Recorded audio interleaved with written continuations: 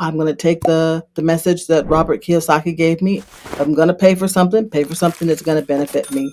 And I did it. What was your very first real estate purchase ever that you made? I have purchased a home before. So when I was, I think, 23, I purchased my very first home in Seattle, Washington. What's your process to find deals like that? Well, I spent a lot of time on Trulia.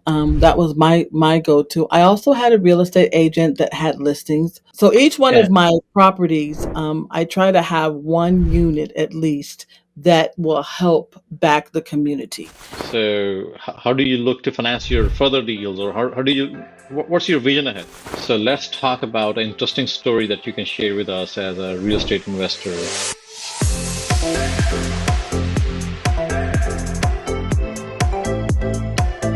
Hello, and welcome back to Bigger Life Podcast. We are thrilled to have a very special guest with us, Dayna Hicks, whose journey in real estate is truly inspiring.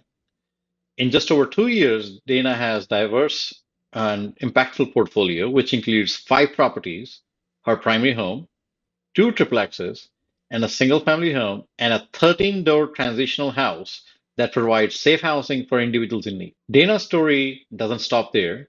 She's also an active foster parent with 5 children in her home, 3 of whom she has adopted.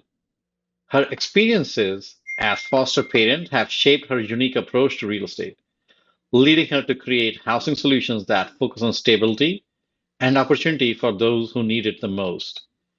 Before diving into real estate full time, Dayna spent over 20 years as a senior manager at a national transportation company where she honed her leadership, operations, and management skills. Today, she brings us a wealth of knowledge that she will share with us how she operates her business, her real estate, and other commitments, including community development and the foster kids and the adopted kids that she has. Welcome, Dayna. How are you doing? I am doing wonderful today. It's a So, how's great the weather? day. It's 80 degrees in Philadelphia today on March 29th. Wow. And we have pretty similar weather here in Atlanta, Yes, Georgia as well, so it's yes, pretty good. yes. Well, good to have you on the show. Thank you. Thank you. Glad to be here. Great. So, Dana, before we kind of get deeper into your real estate, so a quick snapshot. So, tell us a little bit more about your career experiences before, what shaped you as a real estate, as a successful real estate entrepreneur. So, let's talk about that journey, that experiences. Okay. Well, when you're saying successful, I don't ever use that for myself. Um, but I see where people see it. I have just taken some time. I think it started for me with Robert Kiyosaki and reading Rich Dad Poor Dad, and learning to invest in myself and kind of understanding the path that we're kind of driven as Americans. You want to go through school and you want to go through high school and you want to get to the best college to get to the best job. That's kind of the American dream. But there was a side dream that a lot of us weren't driven on and didn't have knowledge or information about. And he kind of opened that door for me. And I was like, wow, well, I don't have to continue doing this way. There's a different way. So when I learned that, hey, yes, when I invest in education and invest it for something for me, let it benefit me. So I'm not knocking down 4 year degrees and all the other degrees, but my psychology class and my zoology class and my women's study class, they didn't kind of pan out for a paycheck for me. But some other things did. So I learned about real estate. I was introduced to another writer who did a one rental at a time. And I kind of like, hey, this is an opportunity to do that. And then it opened it up to bigger pockets where there was a plethora of stuff to learn. It was just so overwhelming, so much stuff to learn. And then so I joined that and then hit one of those boot camps and said, well, I'm going to take the message that Robert Kiyosaki gave me. If I'm going to pay for something that's going to benefit me. And I did it. Awesome. So, what was your very first real estate purchase ever that you made? Well, it's kind of twofold. So over the years, I have purchased a home before. So when I was, I think, 23, I purchased my very first home in Seattle, Washington. I then later in my life sold that, and I was in North Carolina, and I purchased a second home there. And then when I got on with this company, that I moved around the United States, I sold that home, and then just chose to rent until I kind of got my career situated where I was going to be, because I moved from state to state. And when I got to Philadelphia, I said, this is where I want to make home. And then I purchased a home here in Philadelphia.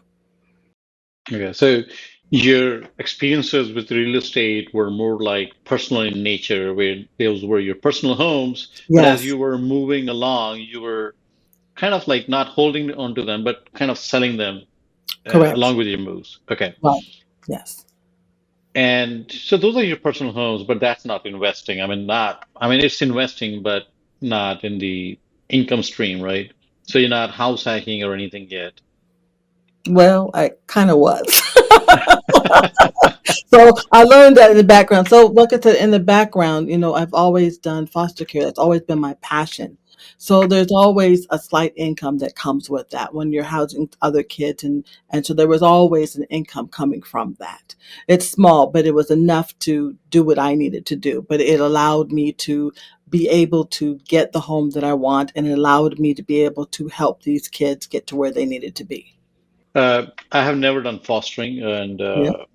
I just have seen like fostering in movies, and probably you're the first real person that I'm talking to Okay. who has, who has experience with fostering. So how does that work actually? So fostering kids is just, at first it should be a passion. There are a lot of people who don't have the passion that do it for income, but it should be a passion to help somebody else.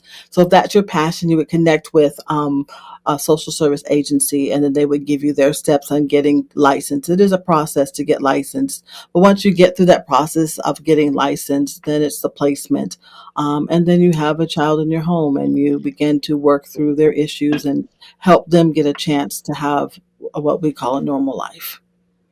Okay. But you mentioned about income. So again, I'm asking because I like, outsider. I have no clue.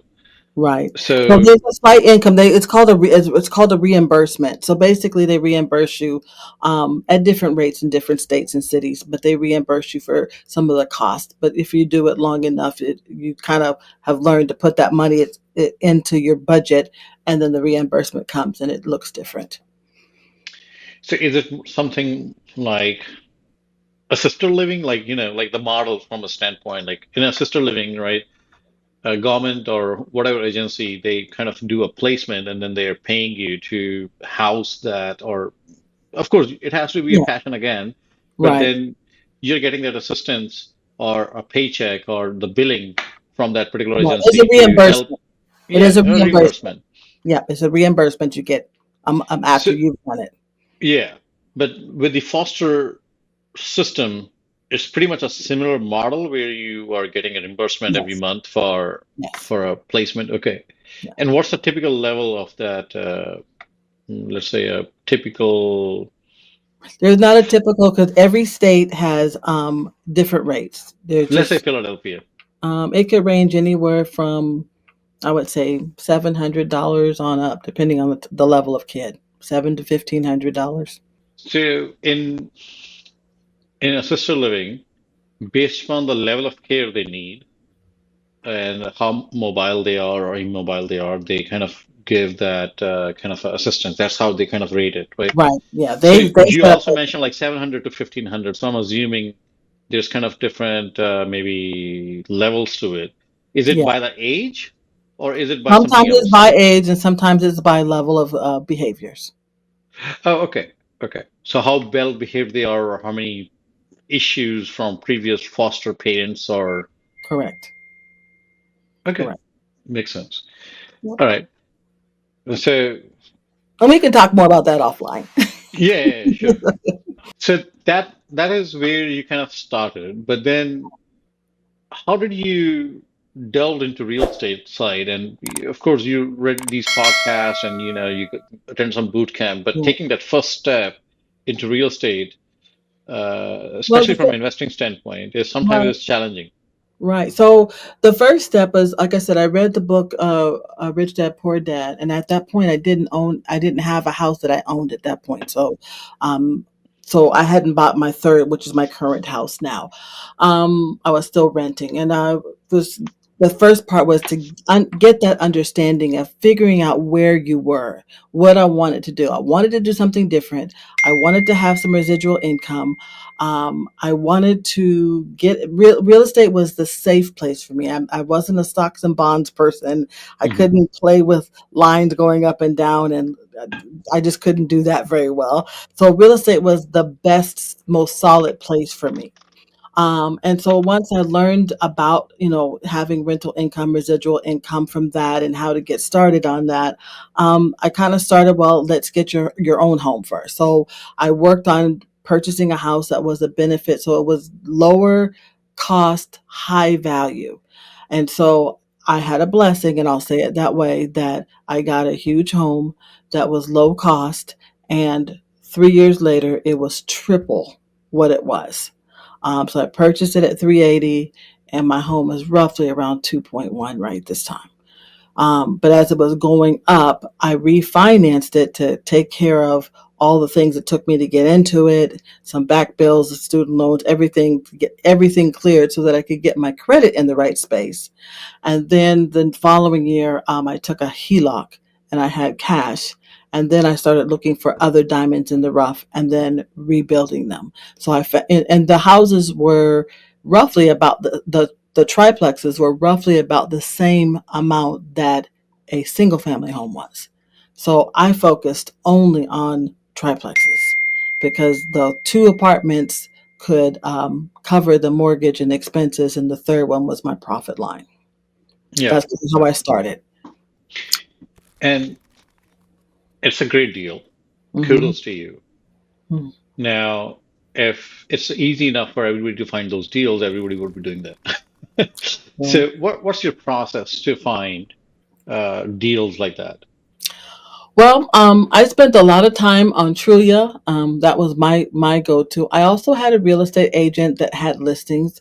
And I just told most of my friends what I was looking for. Sometimes they wanted to help me, and they were looking online and different things. So people saw different things and just would send me things to look at. And I would just, when I was interested, I would go and look at them. But I just kind of just hunt and picked and kind of put a price that I could afford, and just saw what's available, and then just kind of started dreaming of what I could make it to be. Okay. So, yeah. So the second apartment building I got, it was near a college. It was a half a block from LaSalle College, and it looks like somebody was trying to rehab it, but looks like maybe college student or somebody had graffitied the whole place, and so they didn't want to start over. So we purchased it. It was halfway gutted, and then we just finished it off and added a studio apartment to get the three that I needed, and it was zoned for that. So when we got that, that was our profit for that. Nice, nice. That's the way to do it. Just do Mm. value adds, right? Right, So, see where the opportunity is. If you got a bigger space, and maybe you can do studios as you have done it right, the right way, or bifurcating it as much as you can right, to create more income from that correct, space. right. Awesome. So you funded that deal with your HELOC, right? Yes, I funded both of the apartment buildings with my HELOC, both of Okay, them. both of your apartment with your HELOC. Right, right. And so you have the first apartment that was a triplex, or it was a duplex, but then you converted it into a triplex. The first one was a triplex. The second one was a dupe into a three. Got it. Got it. Mhm. And what year is this? So I purchased my home at 2018. I believe I purchased the first apartment 2020, December 31st, 2020. And then I purchased the second apartment, I believe it was April 15th, 2021. And Yeah, then I purchased the transitional home, which is the 13 bedroom, 13 bath. I believe I purchased that on 20 November 22.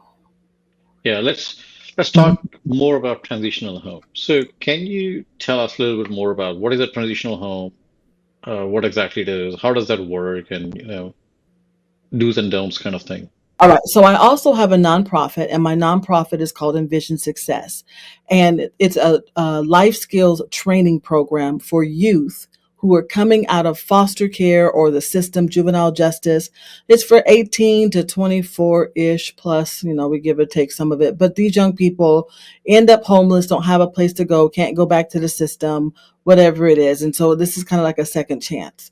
So I had bought a house that happened to be set up like a rooming house, but each bedroom had its own private bathroom suite. So there was 13 of them, full kitchen, living room, backyard in the neighborhood. So it just happened to be something I needed, not something that everybody else needed. And I was having that connection working through our local social services program and other nonprofits. And the guys to that is that they would be paying a certain rate for those young people to come and stay in that home. And they would stay there between 6 months up to 24 months. And Okay, so that like was somewhat like a Section 8, but in a different program. different program, not quite like Section 8, but it's yes, it's still run by the city. Yeah. Well, Okay, parts of it. Some of them are private, some of them are funding themselves. So that some of it is grant. So it's a hodgepodge of monies coming together. okay. But when you get the check, you get it from one source, or you get a hodgepodge checks as well. Hodgepodge checks. Hodgepodge checks. Okay, some of that is grant, some of that is coming from city. Okay, Right, got it. right, Okay. Yeah, I mean that's a different kind of a model definitely that you're into. right, right. Okay. So each one Yeah. of my properties, I try to have one unit at least that will help back the community. So in my triplexes, I do have one Section 8 apartment. The other ones are private. That kind of keeps the stability of money always being where it's going to be for the month. And it kind of protects me a little bit from if someone doesn't pay, at least I have something coming in from the government. You can figure it out from there.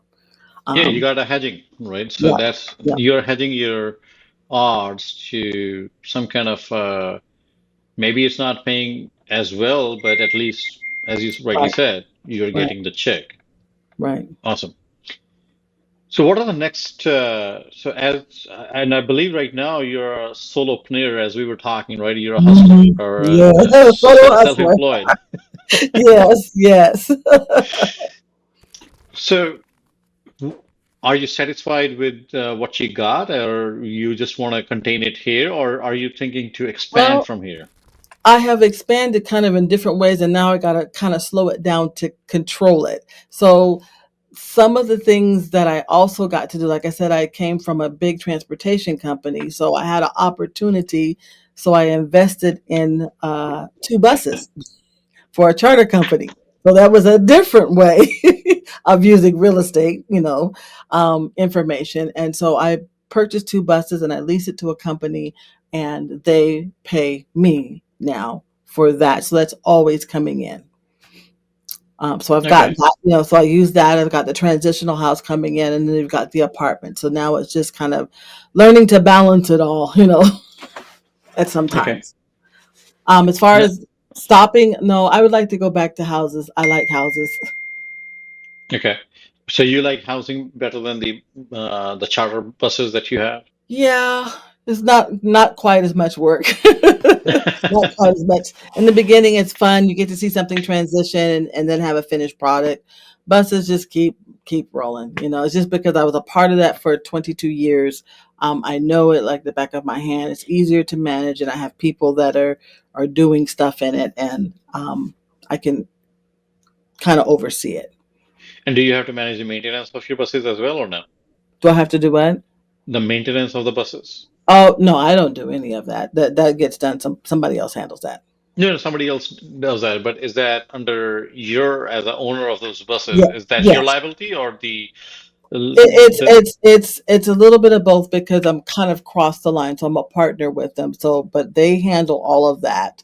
I just take the monthly part. But if it's big, it's something that I would definitely have to kick in. okay, okay. So as part of responsibility, that kind of falls back to you. Got it. So what's next from here? So you are at a point where you got this income coming in from different sources, and and of course you got your bills to pay, your mortgages, and the other stuff. And are you, and as you're looking to expand from here, so how do you look to finance your further deals, or how do you, what's your vision ahead? So my next step is just hopefully spending the rest of this year getting everything settled, so that I can take my eyes off and let it kind of roll. But I would like to get probably an eightplex or larger apartment complex. And for me, the goal would be to once again work for housing for um, the underserved community, at least part of it. But contracting with a city or government agency for some of those. Okay, makes sense. Because, and with your experience, I believe that's a good way to move forward because you already have those connections Right, and the experience to manage that kind of a structure. right, right. And that money is usually guaranteed on the first all the time, with our new administration, and we have to kind of watch and see it, but normally it has been a guarantee that that money is always there. So you don't have to worry about so much of them not meeting the needs of people all at once not being able to meet the needs.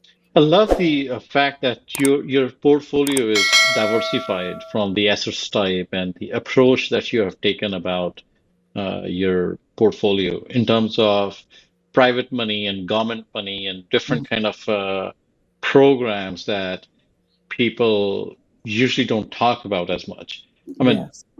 you talk about Section 8, you talk about other stuff, but then this is like a unique approach to it. I'm sure there might be other players as well who are doing it, but it's not something that everybody in the real estate investing world is aware and doing that. Okay, well, now the time for a case study. So let's talk about an interesting story that you can share with us as a real estate investor, as your journey, both in terms of the deal, how you figured it out, how you found it and bought it, and all that, and also the numbers. I think the best story was my personal story from when I purchased my primary house. I was renting a house in a nice area in Philadelphia, and I was looking for to purchase that house. And my landlord at the time was living in Laos and was getting a pretty sizable income for me. It was 3,000, I think, a month for rent. And I'm sure that was a lot of money in Laos that she was getting. But we had made this verbal agreement at the beginning of our lease that, I'd be interested later in purchasing the house, and we talked about it off and on through the years. I was there for 10 years. And when I was ready to purchase it, I was very, very excited to get ready to purchase it. And she was like, "Oh no, we want to raise the amount of it." And like the house couldn't sell for the amount. I didn't know anything about appraisal versus uh, picking a price to pay for it.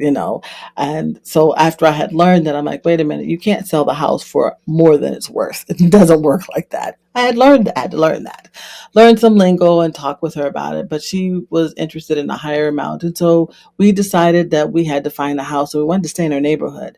And so we prayed about it, prayed about it. We looked at several houses along the way with an agent, and we came across a house. It was a part of, they're actually, it's a they're mansions, and they're four part. It was a tract back in the day that was belonged to carpenters, and then it was donated in the 50s to the Catholic Archdiocese, and so they had turned it into a private school. The whole four house community, and it went through a different couple of schoolings, and it had been sitting for 10 years.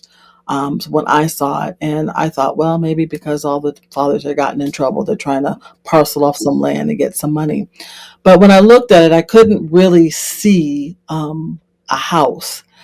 She was looking at it for my business. I was looking for my personal. We were looking from two different sides of the window.